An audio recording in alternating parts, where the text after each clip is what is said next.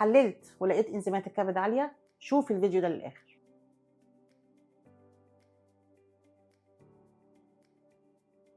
كنت بتعمل تحاليل ولقيت انزيمات الكبد عاليه، تفتكر سببها ايه؟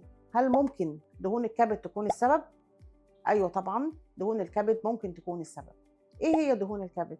الدهون نسبتها عاليه، بنتناولها بنسبه عاليه، بتتراكم على الكبد.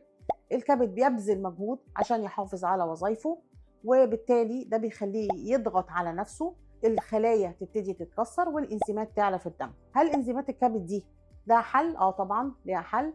هل ممكن نحس بيها؟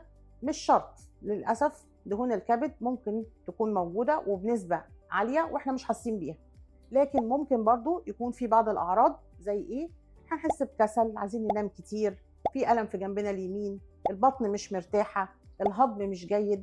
في الحاله دي لازم نرجع للطبيب ونشوف ايه سبب ارتفاع الانزيمات، وهل الدهون هي السبب، وهل فعلا نسبتها تحتاج ان احنا نتدخل وندور على اسبابها. ايه هي الاسباب الشائعه لدهون الكبد؟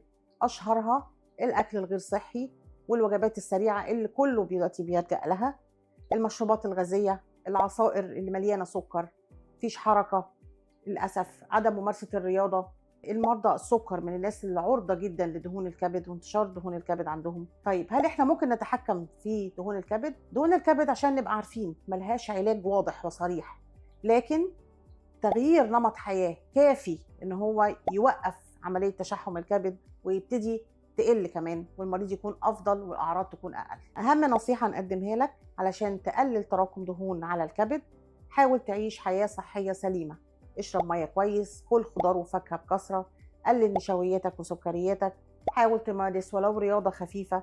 كل الحاجات دي هتفرق معاك قدام ان دهون الكبد ما تتطورش وتوصل الى تليف كبد.